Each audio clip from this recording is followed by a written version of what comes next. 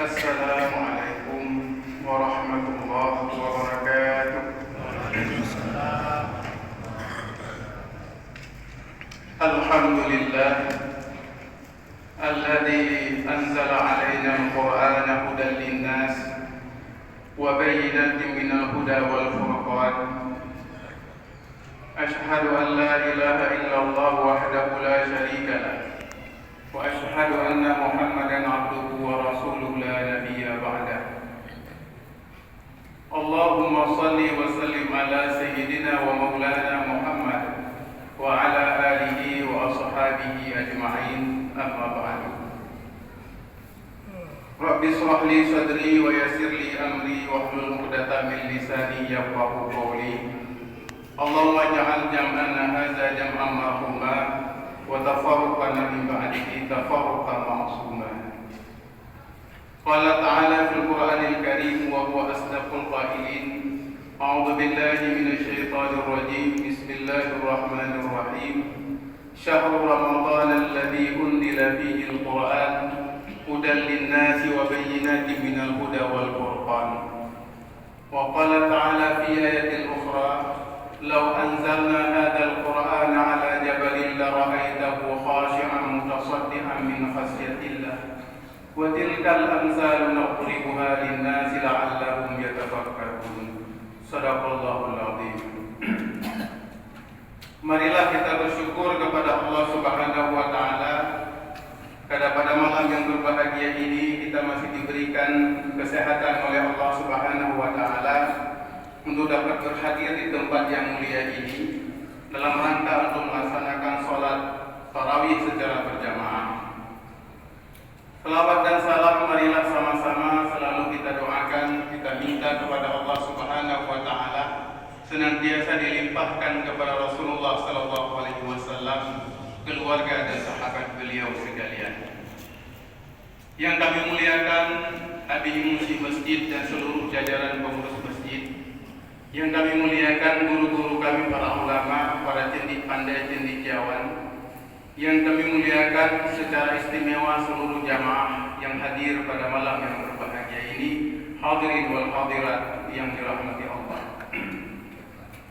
Alhamdulillah kita telah berada di dalam pertengahan hampir di sepertiga yang akhir dari bulan Ramadan. Malam ini kita berada di 19 Ramadan. Mudah-mudahan kita berdoa kepada Allah Subhanahu wa taala dipanjangkan umur kita, diberikan kesehatan dan kekuatan fisik untuk senantiasa melaksanakan ibadah sampai dengan tuntas pada bulan Ramadan ini. Hadirin yang berbahagia, bulan Ramadan memiliki banyak sekali nama. Di antara nama yang ada pada bulan Ramadan adalah disebut sebagai Syahrul Quran, sebagai bulan Al-Quran. Kenapa disebut Syahrul Quran atau bulan Al-Quran? Karena pada bulan ini Allah menurunkan Al-Quran. Allah menyatakan di dalam Al-Quran, Syahrul Ramadan alladzi unzila fihi Al-Quran. Bulan Ramadan di dalamnya kami turunkan Al-Quran hudan linnas, sebagai petunjuk bagi manusia. Hadirin sidang jamaah tarawih yang dirahmati Allah. Sebagai umat yang beragama, yaitu umat Islam, maka wajib hukumnya bagi kita mengenal Al-Quran. Al-Quran, sebagaimana telah kita ketahui bersama, merupakan al-kalam munazzal, kalam Allah yang diturunkan ala Rasulillah sallallahu alaihi wasallam kepada Nabi Muhammad sallallahu alaihi wasallam.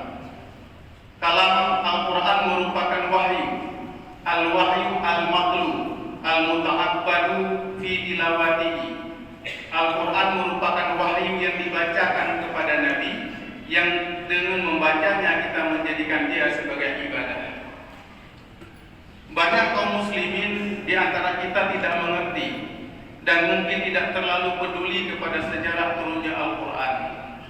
Padahal kalau kita ingin membaca dan mendekati Al-Quran, kita ingin memahami Al-Quran, maka kita harus mendekati dan bagaimana mengetahui peristiwa turunnya Al-Quran dan bagaimana struktur Al-Quran itu. Dalam kitab Asri Ulumul Quran, Imam As-Suyuti mengatakan bahwa struktur Al-Quran itu banyak dijawani tujuannya. Yang pertama, ketika kita bicara Al-Quran, kita bicara tentang ada ayat-ayat disebut dengan atau surah-surah yang disebut dengan surah Makkiyah dan surah Madaniyah, atau ayatul Makkiyah dan ayatul Madaniyah. Ada surat-surat atau ayat-ayat yang diturunkan di Mekah yang dinamakan dengan ayatul Makkiyah. Ada juga surat-surat yang diturunkan di Madinah yang disebut dengan suratul Madaniyah. Ini harus kita ketahui. Nabi SAW berada di Mekah selama 53 tahun. Artinya kalau kita potong usia kerasulan Nabi di usia 40, Nabi berada di Mekah setelah kerasulannya selama 13 tahun. Setelah itu Nabi hijrah ke Madinah. Hijrah ke Madinah, Nabi hijrah di Madinah dan hidup di Madinah selama 10 tahun. Artinya usia kerasulan Nabi adalah 23 tahun. Dalam 23 tahun inilah wahyu Allah turunkan kepada Nabi Muhammad SAW. Sebahagian diturunkan di Mekah, sebahagian diturunkan di Madinah. Yang Allah turunkan di Mekah disebut dengan suratul Makkiyah atau ayatul Makkiyah. Yang Allah turunkan di Madinah disebut dengan ayatul Madaniyah atau suratul Madaniyah. Tetapi di sisi yang lain, Imam As-Suyuti juga membedakan ayat-ayat Al-Quran dari sisi turunnya, waktu dan tempatnya. Ada yang disebut oleh Imam As-Suyuti bahwa ada ayat Al-Quran yang disebut dengan ayat-ayat yang diturunkan pada waktu malam, disebut dengan lailiyah. Ada juga ayat Al-Quran yang diturunkan pada waktu siang yang disebut dengan nahriyah. Namun para mufassir sepakat bahwa sebahagian besar dari ayat Al-Quran itu diturunkan pada waktu siang hari dan sebahagian kecil diturunkan pada waktu malam hari. Al-Quran juga ditinjau dari sudut diturunkan dari apakah Nabi waktu diturunkan berada di Mekah, artinya tidak dalam perjalanan, atau berada di Madinah, tidak dalam perjalanan.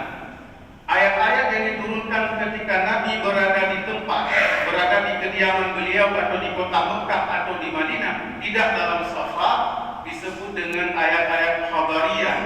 Ayat-ayat yang diturunkan oleh Allah kepada Nabi Muhammad SAW ketika Nabi sedang hadir, sedang berada di tempat, tidak dalam sedang perjalanan keluar dari kota Mekah dan Madinah.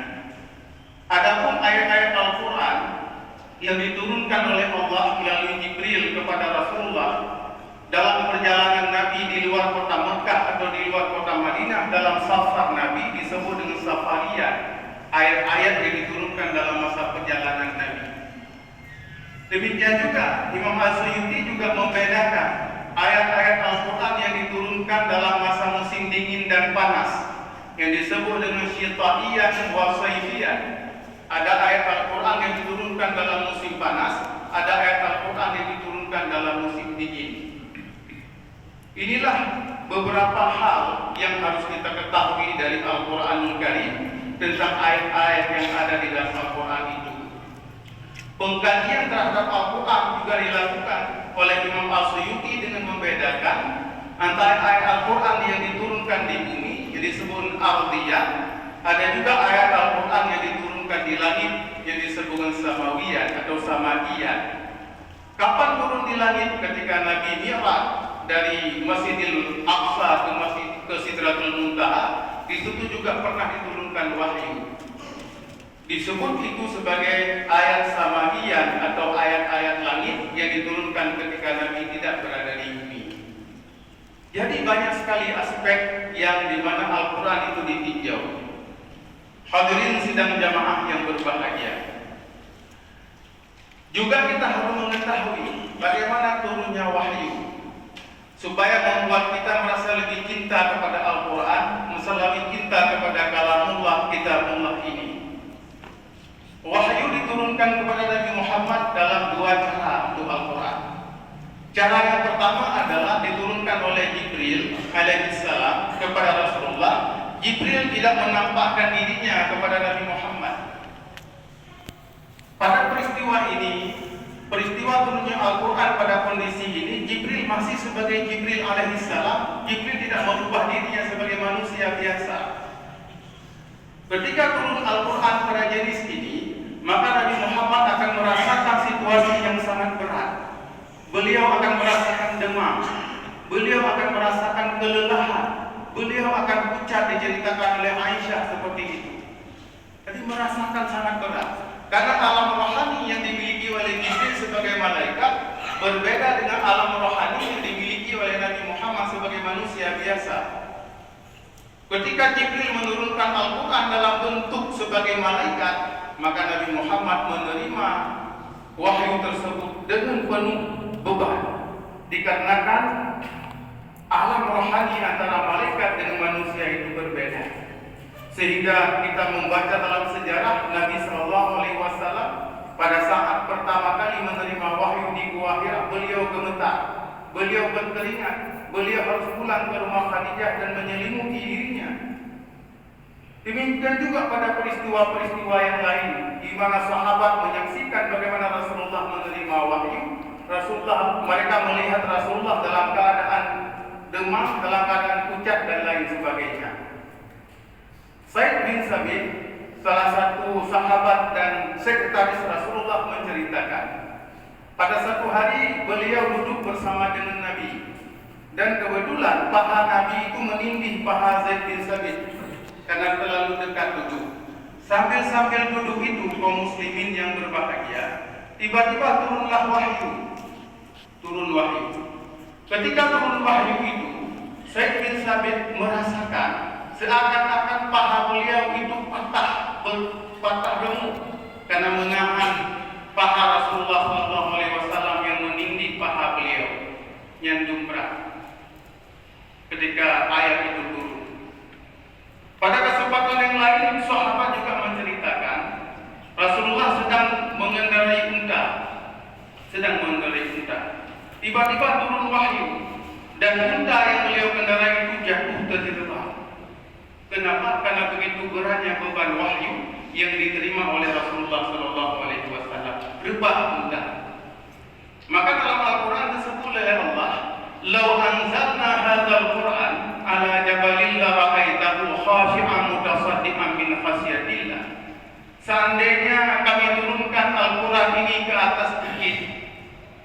Bukit itu adalah gunung-gunung yang berbatu, yang bater. La ra'aitahu khashi'an mutasaddian min khasyatillah. Sungguh engkau akan melihat gunung itu akan tunduk dan hancur berkeping-keping min khasyatillah, karena takut kepada Allah. Begitu besarnya beban. Tetapi gunungnya pulau Al-Asam, gunung ini tuli. Seandainya gunung ini bisa mendengar ayat-ayat Al-Quran, maka dia akan hancur berkeping-keping karena tidak sanggup menahan beban yang diberikan oleh Allah Subhanahu wa Ta'ala. Sangat. Maka dalam peristiwa-peristiwa yang sangat banyak diceritakan dalam hadis-hadis oleh para sahabat, peristiwa turunnya wahyu ketika Jibril itu tidak membentuk dirinya sebagai manusia biasa, itu sangat besar, sangat berat. Karena energi yang dimiliki itu berbeda dengan energi manusia di alam manusia yang dimiliki oleh Nabi Muhammad SAW. Kemudian bentuk turunnya wahyu yang kedua adalah Jibril menyerupakan dirinya dalam bentuk manusia biasa. Jibril paling sering menyerupakan dirinya dengan seorang sahabat yang bernama Dihyatul Kalbi. Dihyatul Kalbi ini seorang sahabat yang masuk Islam ketika selesai perang Badar. Pada saat perang Badar ini masuk Islam, dan orangnya sangat ganteng dan tampan. Setelah perang Badar itulah kebanyakannya Al-Quran diturunkan kepada Nabi Muhammad. Itu Jibril menjadi manusia, membentuk dirinya sebagai manusia, terutama dalam wajah seorang sahabat yang sangat tampan, yaitu Dihyatul Kalbi. Pada kondisi ini tidak berat bagi Nabi, karena Jibril membacakan ayat Al-Quran kepada Nabi, dan Nabi menghafalnya dan menyampaikannya kepada para sahabat. Ini periode ini sesudah periode perang Badar, artinya Nabi sudah hijrah ke Madinah.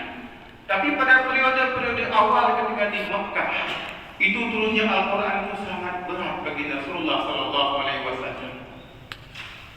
Hadirin sidang jamaah yang berbahagia, inilah bagaimana wahyu itu turun kepada Rasulullah SAW. Al-Quran itu merupakan al-wahyu al-matlu, merupakan wahyu yang dibacakan oleh Jibril kepada Rasulullah. Jadi berbeda dengan hadis qudsi yang juga wahyu, yang maknanya diilhamkan kepada Nabi dan Nabi menggunakan bahasanya sendiri untuk menyampaikan itu. Demikian juga hadis-hadis Nabi yang lain, wa ma yantiqu 'anil hawa in huwa illa wahyu yuha. Nabi tidak pernah berbicara dengan hawa nafsunya, kecuali Nabi berbicara adalah merupakan wahyu. Maka oleh sebahagian besar ulama sepakat bahwa hadis Nabi pun adalah wahyu. Cuma wahyu itu disampaikan dalam bahasa Nabi. Nah, wahyu yang disampaikan, yang dibacakan oleh malaikat Jibril itu disebut dengan Al-Quran. Karena makna dan bahasanya itu disampaikan langsung oleh Jibril, Nabi menghafalnya dan kemudian membacakannya kepada para sahabat. Ini yang membedakan antara hadis qudsi dengan Al-Quran. Sehingga banyak sekali pernyataan-pernyataan Nabi, sebahagian besar menjadi hadis dan sebahagian merupakan Al-Quranul Karim. Nah, ini bedanya. Maka wahyu yang makhluk itu, yang dibacakan itu kemudian dikumpulkan menjadi mushaf pada masa Sayyidina Utsman bin Affan, kemudian disebut sebagai mushaf Utsmani. Karena banyak terjadi khilaf tentang bagaimana membaca Al-Quran di tengah-tengah para sahabat, yang pada saat itu sudah berpencar kemana-mana. Nah, mushaf Utsmani inilah yang hari ini kita pakai, yang dipakai yang kita baca itu mushaf Utsmani. Pada tahun 40-an ada sekelompok orientalis di Jerman menjelang Perang Dunia Kedua itu mulai mempersoalkan Al-Quran. Mereka mengatakan bahwa Al-Quran yang mushaf Utsmani itu merupakan karangan umat Islam. Karena sebelumnya pada abad ke-18 mereka sudah menuduh bahwa itu merupakan karangan Nabi Muhammad SAW. Orientalis ini kemudian melakukan sebuah proyek besar di Munich di Jerman. Mereka judul proyeknya adalah membuat Al-Quran kritis untuk menandingi Al-Quran versi Utsmani yang sudah dipegang oleh ratusan tahun oleh umat Islam. Nah, pada saat itu mereka sudah mengumpulkan lebih dari 40.000 dokumen. 40.000 dokumen untuk mencetak dan membuat Al-Quran versi baru. Tetapi apa yang terjadi kaum muslimin yang dirahmati Allah, Perang Dunia Kedua terjadi, dokumen yang disimpan di Munich itu, di Jerman itu kemudian hancur, lebur, tidak tersisa dalam Perang Dunia Kedua. Maka benarlah Al-Quran, benarlah Allah Subhanahu wa Ta'ala yang mengatakan inna nahnu nazzalna dzikra wa inna lahu lahafizun.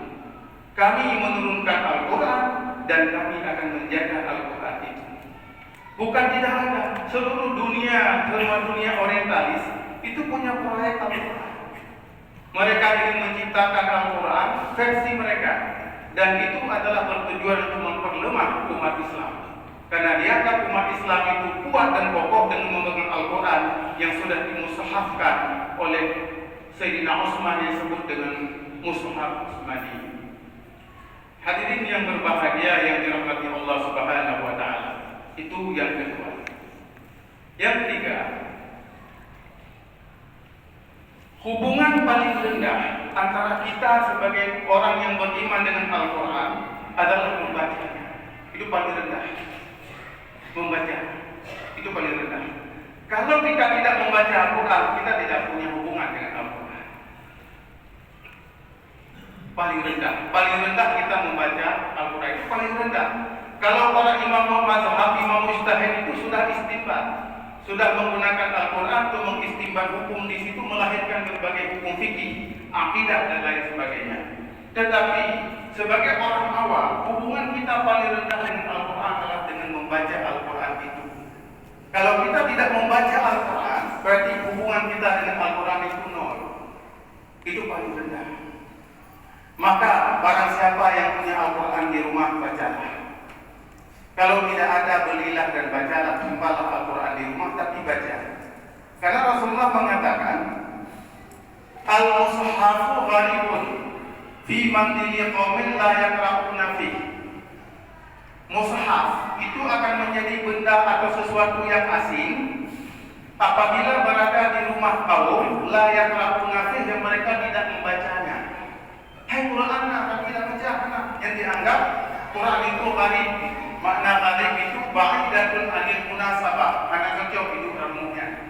Maka karena Quran menjadi hiasan bukan menjadi bacaan dan pedoman.